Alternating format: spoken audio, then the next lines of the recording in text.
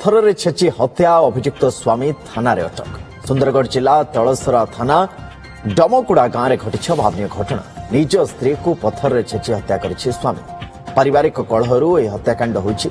गांव राजेश हेम्ब्रम निज स्त्री आरती और दुई पिला सहित रुले। मात्र गतकाली राति गंडगोल होगा उत्त्यक्त लोक मैंने स्वामी स्त्री को पत्थर छेची हत्या कर जमापड़ी। खबर पाई पुलिस घटनास्थल में पहुंची मृतदेह उद्धार करने सहित स्वामी को अटक रखी तदंत कर। देवव्रत जेना आम सहित आम सहयोग जोड़ी देवव्रत पूरा घटना एत अभावन घटना ये कौन घटला प्रकृति में कहीं घटला?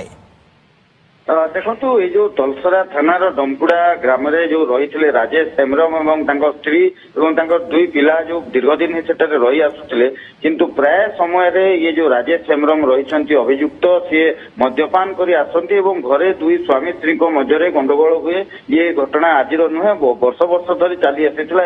गतकाली जितेबाला राति राजेश हेम्ब्रम पुणी मद्यपान कर आसी स्त्री आरती गंडगोल होता गंडगोल पर दुहे शोई पड़ी दुई पिला सहित किंतु मध्यरात्रि विलंबित रात्रि पुणी से उठी दुई स्वामी स्त्री मध्य पुणी कौन कथा को नहीं गंडगोल आरंभ होता। गंडगोल एत उग्र रूप होता जो रही अभियुक्त राजेश से स्त्री को माड़ मारिबा सह पाखे एक पत्थर पड़ा घर बाहर से पत्थर आनी मुंडे जिते छेची देते ही घटनास्थल में स्त्री मृत्यु घटी।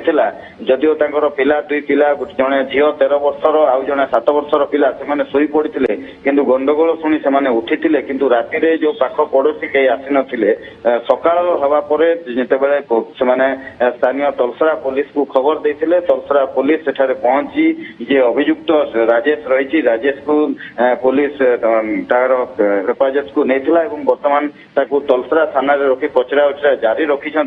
किंतु ये जो घटना जो घटिला जो उत्त्यक्त हुई जो भाव में राजेश निज स्त्री को हत्या कला बर्तमान सबुठारु बड़ कथा होउची जो 13 वर्षर झील और 7 वर्षर पुओ एमानकर भविष्य कौन हम से नहीं गोटे पुलिस चिंतार रही। किंतु बर्तमान जदिओ शव व्यवच्छेद कर इनक्वेस्ट रही सदर एसडीपीओ निर्मल महापात्र पहुंची तलसरा पुलिस साइंटिफिक टीम पहुंची जहाँ पुलिस कार्यानुष्ठान रही सेठारे सारिबा परे शव व्यवच्छेद आरंभ हम। ये जो अभियुक्त जे रही बर्तमान तलसरा थाना अटक रखा पचरा उचरा जारी रखी पुलिस तार पचरा उचरा करुच्ची। किंतु वर्तमान से जो घटना जो डमकुड़ा गाँव रही डमकुड़ा गाँव में गोटे दुखद परिस्थिति रही कारण ये जो निरीह छुआ दुईटी रही छुआर भविष्य को नहीं स्थानीय बासिंदा गोटे चिंतार एम भविष्य कौन हम किंतु अन्यपटे पुलिस तार पचरा उचरा जारी रखी तदंत आरंभ कर। धन्यवाद देवव्रत तमाम सूचना।